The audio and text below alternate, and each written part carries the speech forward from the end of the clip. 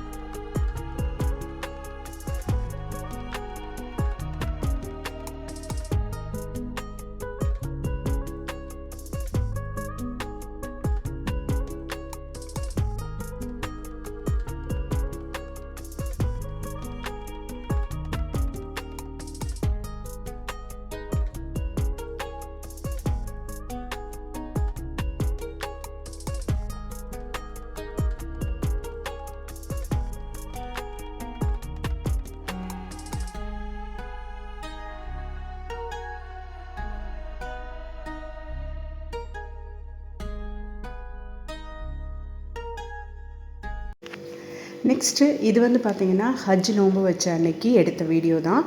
So அன்னைக்கு வந்து சுகருக்கு எடுக்கலை, இஃப்தாருக்கு ரெடி பண்ணுறது மட்டும் ஜஸ்ட்டு கொஞ்சமாக வந்து ஷூட் பண்ணியிருந்தேன். நோன்பு கஞ்சி வந்து ரமதானில் சாப்பிட்டது. ஸோ என் ஹஸ்பண்ட்க்கு வந்து பார்த்திங்கன்னா நோன்பு கஞ்சிட்டா ரொம்ப பிடிக்கும். சரி, ஓகே, நோன்பு கஞ்சி வச்சிடலாம். ஆஸ் யூஷுவல் இதுக்கு கூட நமக்கு ஏதாவது ஒரு பஜ்ஜி கண்டிப்பாக வேணும். சரி, சிம்பிளாக எதாவது பண்ணலாம் அப்படின்னு சொல்லிட்டு வாழைக்காய் பஜ்ஜி, அது பையனும் எல்லாருமே நோன்பு இருந்தோம். பொண்ணு தவிர்த்து நான், ஹஸ்பண்ட், என் பையன் எல்லாருமே நோன்பு இருந்ததுனால ஸோ பையனுக்குமே பிடிச்ச மாதிரி செய்யணும் அப்படின்னு சொல்லிட்டு வாழைக்காய் பஜ்ஜிக்கு மாவு வந்து மிக்ஸ் பண்ணி வச்சுட்டு நோன்பு கஞ்சி வச்சாச்சு. எங்களுக்கு ஜூஸ்க்கு வந்து பார்த்திங்கன்னா ரோஸ் மில்க் போட்டு வச்சுட்டேன். ரோஸ் மில்க்கு தான் வந்து எங்களோட ஃபேவரட். அது நல்லாயிருக்கும், அந்த பாதாம் பிசின், சப்ஜா இதெல்லாம் போட்டுட்டு. பட் பையனுக்கு வந்து அவ்வளோவா விரும்ப மாட்டான். ஸோ அவன் குடிக்கவும் மாட்டான். அதனால வந்து அவனுக்கு பிடிச்ச மாதிரி டேங்க் வேணும் கேட்டான். சரி, ஓகே, டேங்க் போட்டாச்சு அவனுக்கு. முன்னாடிலாம் டேங்க் வந்து எனக்கு ரொம்ப பிடிக்கும். டேங்க் வந்து நல்லா குடிப்பேன். இப்போ என்னமோ அந்த டேங்க் வந்து பிடிக்கவே மாட்டேங்குது. அது வந்து ஆரஞ்சு ஜூஸ் வந்து ஃப்ரெஷ்ஷாக வந்து குடிப்பேன். இதுவுமே வந்து பார்த்திங்கன்னா ரொம்ப ரேராக தான் வந்து குழந்தைங்களுக்குமே கொடுக்குறது. ஏன்னா நம்ம ஆரஞ்சு ஃப்ரெஷ் ஜூஸ் போடும்போது தான் அதுக்கான ஹெல்த் வந்து நமக்கு நல்லா கிடைக்கும். சரி, இது சட்டுன்னு நமக்கு தேவைப்படும் போது வந்து ஜூஸ் எடுக்கிறதுக்கு இது வச்சுருக்கோம். ஸோ அதனால் அன்றைக்கி அவனுக்கு மட்டும் பண்ணி கொடுத்தாச்சு. ஸோ அதுக்கப்புறம் பஜ்ஜி எல்லாம் மிக்ஸ் பண்ணி வச்சுருந்தோம் இல்லையா, பஜ்ஜி மாவில் டிப் பண்ணி ஃப்ரையும் பண்ணியாச்சு. ஸோ இஃப்தாருக்கு வந்து ரெடி பண்ணியாச்சு. இதுதான் வந்து அன்றைக்கான இஃப்தார் வந்து இருந்துச்சு எங்களுக்கு.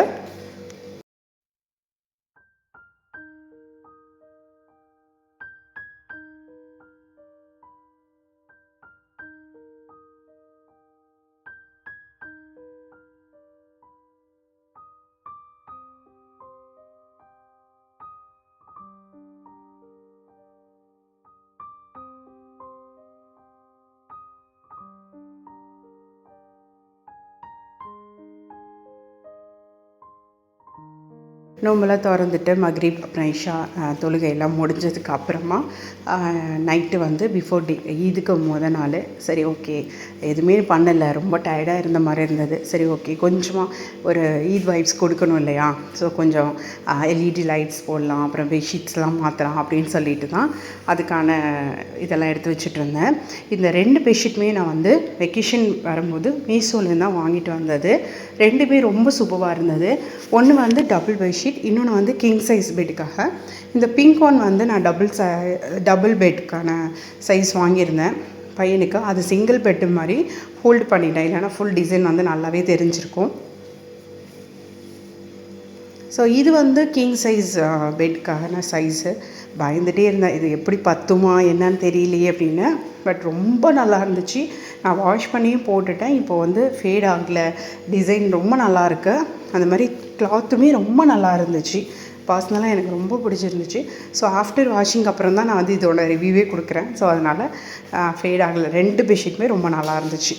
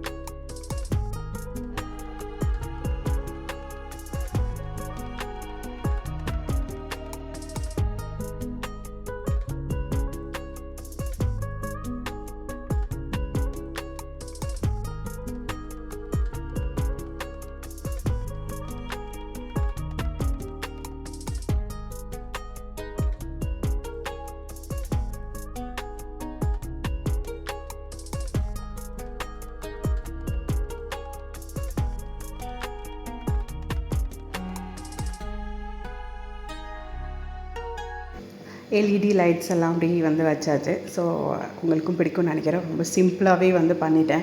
ஸோ இது போட்டோன்னே வந்து ரொம்ப நல்லா இருந்தது. அந்த ஈத் வைப்ஸ் அப்போ தான் வரும் இல்லையா.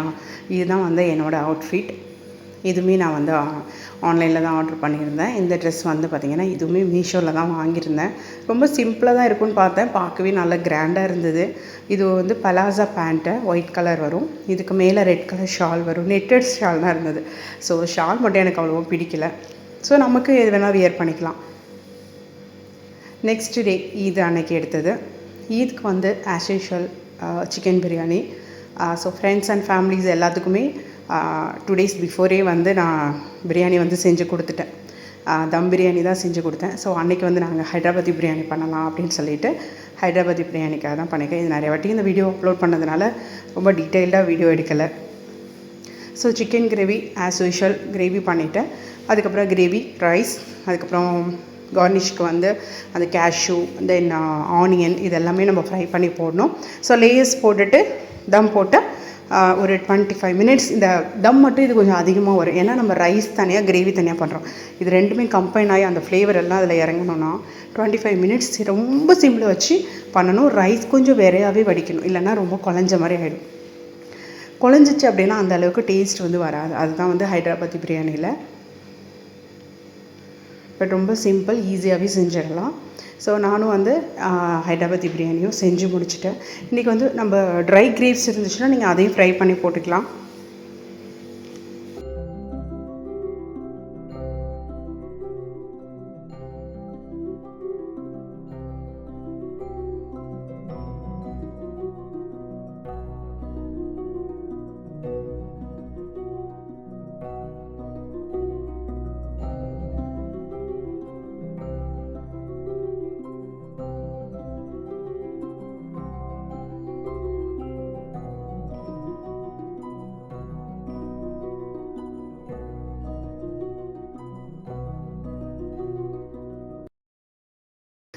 ஓகே, பிரியாணிக்கு வந்து தம் போட்டாச்சு. ஸ்வீட்டுக்கு என்ன பண்ணலாம் அப்படின்னு சொல்லிட்டு இருக்கும்போது சேமியா பாயசம் பண்ணுவோம் அப்படின்னு சொல்லிட்டு. ஸோ நிறைய வேறு எந்த ஸ்வீட்ஸ் பண்ணாங்கன்னா சேமியா பாயசம் வந்து எல்லாருக்குமே ரொம்ப பிடிக்கும். சரி ஓகே அப்படின்னு சொல்லிட்டு தான் ரொம்ப நாள் ஆச்சு சேமியா பாயசம் சாப்பிட்டு. ஸோ நம்ம ஊர் ஸ்டைலில் சேமியாவும் ஜவ்வரிசி ஆல்ரெடி ஊற வச்சுருந்தேன், அதையும் சேர்த்து சூப்பரான ஒரு சேமியா அண்ட் ஜவ்வரிசி பாயசமும் வந்து சைடில் வந்து ரெடி பண்ணிட்டேன். சேமியா பாயசம் எல்லாருக்குமே தெரியும், அதனால் சேமியா வந்து ஜஸ்ட் வந்து ரோஸ்ட் பண்ணி எடுத்துக்கிட்டேன். ரோஸ்ட் பண்ணி எடுத்ததுக்கப்புறமா நம்ம வந்து ஜவ்வரிசி வந்து கொஞ்சம் நேரம் ஊற வச்சுருந்தோம், ஒரு 1/2 hour தான் ஊற வச்சுருந்துருப்பேன்னு நினைக்கிறேன். ஸோ அது நல்லா அந்த வெந்து வந்ததுக்கப்புறமா நான் வந்து சேமியா போட்டேன். சேமியா வந்து சட்டுன்னு குக் ஆகிடும். ஸோ இதுவும் போட்டதுக்கப்புறமா பால் வந்து ஆட் பண்ணியிருக்கேன். பால் ஆட் பண்ணிவிட்டு அதுக்கப்புறம் சுகர் நம்மளோட தகுந்தாப்பில் நெய் வந்து நான் விடலை. நெய் வந்து அவ்வளோவா அந்த ஃப்ளேவர் பிடிக்காது, அதனால் விடலை. வேணும்னா கொஞ்சம் நெய் விட விட்டுக்கலாம். அப்புறம் நமக்கு பிடிச்ச என்ன நட்ஸ் வேணாலும் இதில் சேர்த்துக்கலாம், நம்மளோட இஷ்டம்தான்.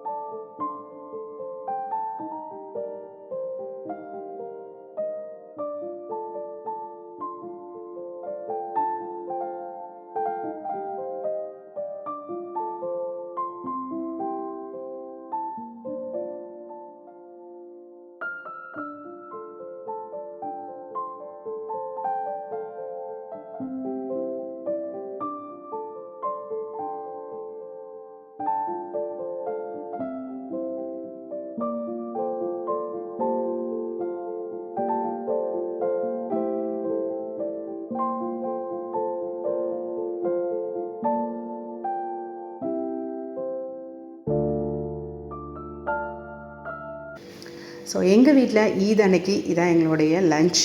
சிக்கன் ஹைதராபாத்தி பிரியாணி வந்து பண்ணியிருந்தேன். அது கூட வந்து ஆனியன், கேரட்டு, குக்குமர்லாம் போட்டு ரைத்தா பண்ணியிருந்தேன். அப்புறம் ஸ்வீட்டுக்கு வந்து பாயசம், சேமியா ஜவ்வரிசி போட்டு பாயசம் பண்ணியிருந்தேன். ரொம்ப சிம்பிளான ஒரு மெனு தான், பட் அல்ஹம்துலில்லாஹ் ரொம்ப நல்லா இருந்துச்சு. சாப்பிட்டு ரெஸ்ட் எடுத்து அன்றைக்கி நாங்கள் வெளியில் எங்கேயுமே போகல. நெக்ஸ்ட் டே தான் நாங்கள் வந்து வெளியில் போயிருந்தோம். ஸோ பசங்களுக்கு ஒரு 4-5 நாள் தொடர்ந்து லீவ் இருந்துச்சு. சரி இங்கே வெளில கூட்டிகிட்டு போகணும் அப்படின்னு சொன்னானே ஒரு மாலுக்கு தான் போனேன். ஏன்னா வந்து இங்கே சம்மர் பயங்கரமாக இருக்கனால பார்க்லாம் அவுட்டோர்லாம் விளையாட முடியாது. சரி மால்குள்ளே போயிட்டு ஒரு சுற்றிட்டு வந்துருவோம், வெளில கூட்டிகிட்டு போன மாதிரியாச்சு அப்படிங்கிற மாதிரி தான் மாலுக்கு தான் போயிருந்தோம். இந்த ஷீஃப் மால் வந்து ஃபஸ்ட் டைம் வந்து விசிட் பண்ணியிருந்தோம். நல்லாவே இருந்துச்சு. ரொம்ப க்ரௌடிங்கே இல்லை, அதனால் கொஞ்சம் பீஸ்ஃபுல்லாக பிள்ளைங்களெல்லாம் வச்சு ஃபோட்டோஸ்லாம் எடுத்துகிட்டு பேக்ரவுண்டுக்கு நிறைய இருந்துச்சு. ஸோ அதை வச்சு ஃபோட்டோஸும் அங்கேயே எடுத்துகிட்டு வந்தாச்சு.